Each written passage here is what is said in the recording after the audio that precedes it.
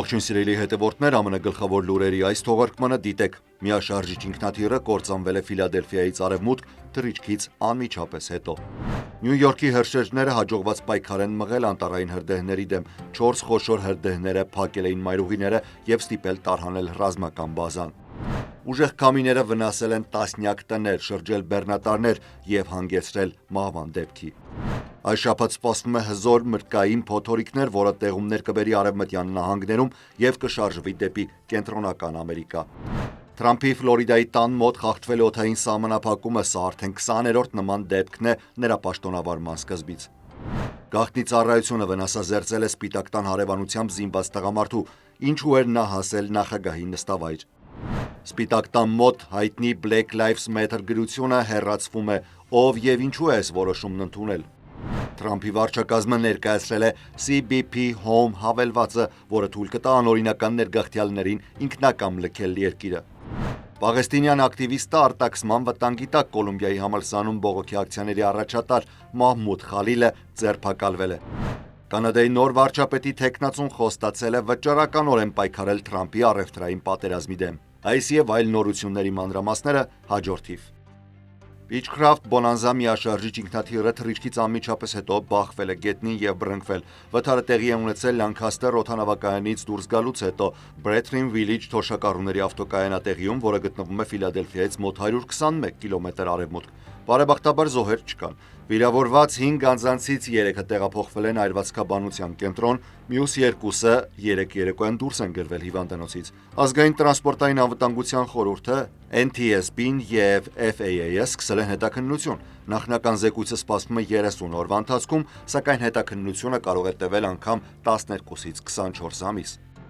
Նյու Յորքի հրշեջները 3 ողջ օրը մարել են Long Island-ի անտառային հատվածում բռնկված հրդեհը։ Նահանգապետ Քեթի Հոքուլը արտակարգ դրություն էր հայտարարել 1 օր առաջ, երբ 4 առանձին հրդեհներ բռնկվեցին Long Island-ի Pine Barrens հատվածի մեծ տարածքում, ինչի արդյունքում փակվեցին մայրուղիները եւ էվակուացվեց ռազմական բազան։ Կիրակի բոլոր հրդեհները մարվել են, այդ թվում վերջինը, որը շարունակում էր այրվել West Hampton գյուղում։ Մասնագետները դեռևս զգուշավոր են, քանի որ սպասվում է մինչև 30 մղոն, նույն ինքը 48 կմ/ժ արագությամբ քամիներ։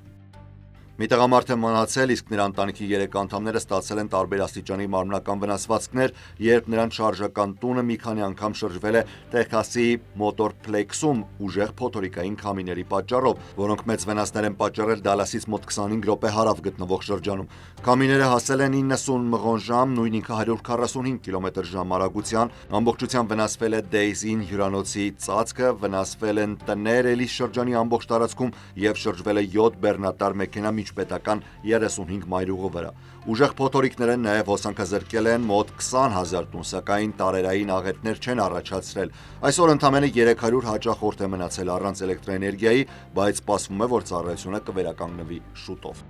Հզոր մրրիկային փոթորիկներն այդ շաբաթվա վերջում տեղումներ կբերեն արևմտյան նահանգներում, այնուհետև կշարժվեն դեպի կենտրոնական ԱՄՆ, որտեղ հնարավոր է ձյան տեղումներ։ Այսօր ազգային օդերևութաբանական ծառայությունը հայտարարել է, որ մրրիկային համակարգը կսկսվի 5շաբթի, երբ մթնոլորտային գետը Կալիֆոռնիայի հարավում տեղատարապ անձրևներ կբերի։ Տարածաշրջանային փոթորիկների ալիք է կանխատեսվում Միսսուրիում, Արքանզասում, Միսիսիպիում եւ Թենեսիում ուրբաթ, ապա Ալաբամայում շաբաթ։ Հարավ-արևմուտքում էլ անտառային հրդեհների վտանգն է բարձր, հատկապես Արիզոնայի հարավ-արևելքում եւ Նյու Մեքսիկոյի հարավում։ Երեք ամերիկյան օդուժի կործանիչները իջեցրել են սահմանափակված օդային տարածքում քաղաքացիական օդանավ, որը թռիչք էր իրականացնում Դոնալդ Թրամփի Ֆլորիդայի տանը մոտ օդային տարածքում։ Այս միջադեպը դարձել է ավելի քան 20-րդ պահից, երբ Դոնալդ Թրամփը ստանձնել է պաշտոնը հունվարի 20-ին։ Հյուսիսամերիկյան օդային պաշտպանության հրամանատարությունը հաղորդագրություն է տարածել, որում նշվում է, որ միջադեպը գրանցվել է, երբ Թրամփը ավարտել էր գոլֆի խաղը Վեսթ Պալմ Բիչում գտնվող դաշտում։ Դաշնային պաշտոնյաները սահմանել են թռիչքների սահմանափակում ակումբի շուրջ, որը ներառում է 30 մղոն շարավիղ, բայց դա գործում է, երբ նախագահը գտնվում է իր բնակավայրում։ Միացյալ Նահանգների գաղտնի ծառայությունը Սպիտակ տան մոտ 3 կրակել է զինված տղամարդու վրա, ինչից հետո նրան տեղափոխել են հիվանդանոց։ Նախագահ Դոնալդ Թրամփը միջադեպի պահին Սպիտակ տանը չէր։ Գաղտնի ծառայությունը հայտնել է, որ տեղական իշխանություններից էր տեղեկություն ստացել այն մասին, որ ինքնասպանության հակում ունեցող անձը կարող է ուղևորվել Վաշինգտոն, Ինդիանայից։ Նրա ավտոմեքենան հայտնաբերվել է Սպիտակ տնից 1 թաղամաս հեռավորության վրա։ Մինչև սպաները մոտեցել են տղամարդուն, վերջինս ցուցադրել է հրազենը, ինչից հետո գաղտնի ծառայության աշխատակիցները կրակ են բացել։ Ծառայության աշխատակիցներից ոչ ոք չի տուժել։ Այսօր մեկնարկել է Սպիտակ տան հարևանությամբ գտնվող փողոցում Black Lives Matter գրության մաքրման աշխատանքները։ DC քաղաքապետ Մյուրիել Բաուզերը նախորդ շաբաթ էր հայտարարել այս փոփոխության մասին, արձագանքելով ակտիվիստների եւ կոնգրեսի հանրապետականների ճնշմանը։ Աշխատանքները կտևեն մոտ 6 շաբաթ, իսկ գրությունը կփոխարինվի քաղաքի կողմից ֆինանսավորվող դեռևս չբացահայտված այլ որմնանկարներով։ 2020-ին այդ գրությունը դարձավ պետական մակարդակով ցուցաբերված դիմադրության խորհրդանիշ Դոնալդ Թրամփի նախագահության ժամանակ։ Դա տեղի էր ունեցել Մինեապոլիսի ոստիկանության սպայի կողմից Ջորջ Ֆլոյդի սպանության բողոքի ցույցերը զսպելու համար։ Պահպանողականները նշել են, որ սա ռասայական հիստերիայի ավարտն է։ Հեղինակավոր աջակողմյան ակտիվիստ Չարլի Քիրքն էլ այցելել է տեղանքը, նշելով, որ այս իրադարձությունը հաղթանակ է։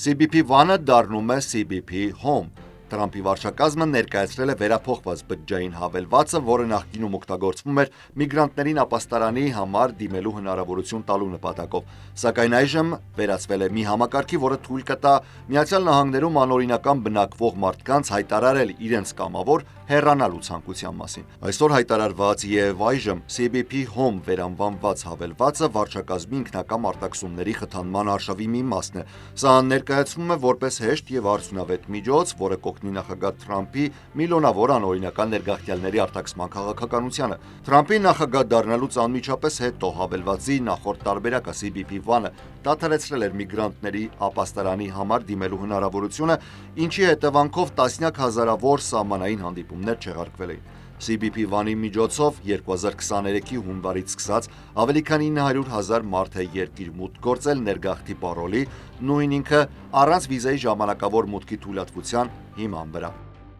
Պաղեստինյան ակտիվիստը, որը ղեկավարում էր բողոքի ցույցերը Կոլումբիայի համալսարանում, կանգնած է արտաքսման վտանգի առաջ, քանի որ ձերբակալվել է դաշնային միգրացիոն ծառայությունների կողմից։ Ներքին անվտանգության նախարարությունը հաստատել է Մահմուդ Խալիլի ձերբակալությունը, նշելով, որ այն կատարվել է Թրամփի հրամանագրի հիման վրա, որը արգելում է անտիսեմիտիզմը։ Խալիլին դեռևս հանցագործության համար պաշտոնապես մեղադրանք չի ներկայացվել։ Նրա փաստաբան Էմի Գրիրը նշել է, որ նրան ձերբակալած գործակալները սկզբում պնդել են, որ գործում են պետդեպարտամենտի հրամանով, չեղարկելու նրա ուսանողական վիզան։ Սակայն երբ փաստաբանը տեղեկացրել է, որ Խալիլը Միացյալ Նահանգներում օրինական մշտական բնակիչ է, այսինքն գրին քարտ ունի, գործակալները հայտարարել են, որ պատրաստվում են չեղարկել նաև այդ փաստաթուղթը։ Թրամփը պնդում է, որ այն ուսանողները, որոնք աջակցել են Գազայի հատվածը վերահսկող Համաս խմբավորմանը, կորցնելու են Միացյալ Նահանգներում մնալու իրավունքը։ Կառավարությունը Համասը ճանաչում է որպես ահաբեկչական կազմակերպություն, թեև նրա այդ բանակցություններ է վարում։ Խալիլն այս պահին գտնվում է Լուիզիանայի ներգաղթի կալանավայրում, որտեղ տեղափոխվել է Նյու Ջերսիի կենտրոնից։ Անորոշ է, թե երբ կկայանա նրա ներգաղթի դատարանի լսումը, որը արտաքսման գործընթացի առաջին քայլն է։ Ներքին անվտանգության նախարար Քրիստի Նոեմը հայտարարել է, որ ներգաղթային իրավապահ գործակալությունում նշանակվել են 2 նոր ղեկավարներ, ինչպես նաև խստացվել է լրտեսության դեմ պայքարը։ Ներքին անվտանգության նախարարության լիազորությունները լայն են եւ շատ, եւ ես պատրաստ եմ օգտագործել դրանցից յուրաքանչյուրը, համոզվելով, որ մենք հետևում ենք օրենքներին, մենք ապահովում ենք մարդկանց անվտանգությունը եւ կատարում ենք այն, ինչ խոստացել է նախագահ Թրամփը, ասել է Նոեմը։ Սպիտակ տունը նախկինում անհանգստություն էր արտահայտել արտաքսման տեմպերի վերաբերյալ, մասամբ այն պատճառով, որ ինֆորմացիայի արտահոսք է եղել այն քաղաքների մասին, որտեղ իշխանությունները պատրաստվում էին օպերացիաներ իրականացնել։ Նոեմը հայտարարել է, որ գործակալությունը հայտնաբերել է արտահոսք ապահովող 2 աշխատակցի եւ սկսել է հետաքննությունը։ Նա նաև ասել է, որ այդ անձինք փոխանցում էին օպերացիաների մասին տեղեկություններ, որոնք ծրագրել էին իրականացնել եւ բացահայտել են թույլ կողմերը։ Նա հավելել է, որ նրանք կարող են դատապարտվել մինչև 10 տարի ժամկետով դաշնային բանտում։ Կանադայի հաջորդ վարչապետը Մարկ Քերնին է, որը նախկինում ղեկավարել է 2 խոշոր տնտեսություն ֆինանսական ճգնաժամի ընթացքում եւ այժմ փորձելու է Կանադան առաջնորդել Դոնալդ Թրամփի առևտրային պատերազմի, հնարավոր անեքսիայի սպառնալիքի եւ սպասվող դաշնային ընտրությունների միջով։ 59 տարեկան Քերնին նշանակվել է վարչապետ այն բանից հետո, երբ իշխող լիբերալ կուսակցությունը 3 նրան ընտրել է որպես նոր առաջնորդ, տալով 85.9% ձայն։ Նա փոխարինելու է վարչապետ Ջաստին Տրյուդոին, որը հունվարին է հայտարարել իր հրաժարականի մասին։ Թրուդոն կմնա վարչապետ մինչև Քըրնին երթվի պաշտոնում։ Քըրնին արձագանքելով Թրամփի առևտրային պատժամիջոցներին հայտարարել է. «Մենք չենք ընտրել այս պայքարը, բայց երբ խաղն անարդար է, կանադացիները միշտ պատրաստ են»։ Նա Թրամփի առևտրային քաղաքականությունը համեմատել է հոկեյի հետ։ Ամերիկացիները չպետք է սխալվեն։ Առևտրում, ինչպես հոկեյում, Կանադան կհաղթի։ Նա նաև ավելացրել է, որ Կանադան իր պատասխան մաքսատուրքերն ուժի մեջ կպահի, մինչև Միացյալ Նահանգները հարգանքով չվերաբերվի։ Կանադայի ամենամեծ նահանգի Օնտարիոյի վարչապետ Դագ Ֆորդը հայտարարել է, որ այսօրվանից ուժի մեջ է մտնում Միացյալ Նահանգների համար 25%-ով բարձրացված էլեկտրաէներգիայի սակագինը, ինչը կազդի 1.5 միլիոն ամերիկացիների վրա։ Օնտարիոն էլեկտրաէներգիայի մատակարարում Մինեսոտա, Նյու Յորք եւ Միչիգան նահանգներին։ Ես չեմ տատանվի այս սակագինը կրկին բարձրացնելուց, եթե Միացյալ Նահանգները սրի իրավիճակը։ Ես առանց երկմտելու նույնիսկ կարող եմ ամբողջությամբ անջատել էլեկտրաէներգիայի մատակարարումը, հայտարարել է Ֆորդը Թորոնտոյում կայացած ասուլիսի ժամանակ։ Ֆորդը շեշտել է, որ այս քայլը ուղղված չէ ամերիկացի ժողովրդի դեմ, այլ նախագահ Թրամփի, որին մեղադրում է առևտրային պատերազմը սկսելու մեջ։ Հավատացեք, ես չեմ ցանկանում դա անել։ Ես ցավում եմ ամերիկացի ժողովրդի համար, որը չի սկսել այս առևտրային պատերազմը, մեղավորը մեկ մարդ է՝ նախագահ Թրամփը։ Օնտարիոյի կառավարության նոր կանոնների համաձայն Կանադայից Միացյալ Նահանգներ էլեկտրաէներգիա արտահանող ցանկացած ընկերություն պարտավորվելու է 25%-անոց հավելյալ սակագին կիրառել։ Այս քայլը նախատեսվում է Օնտարիոյի աշխատավորներին, ընտանիքներին եւ բիզնեսներին աջակցելու համար։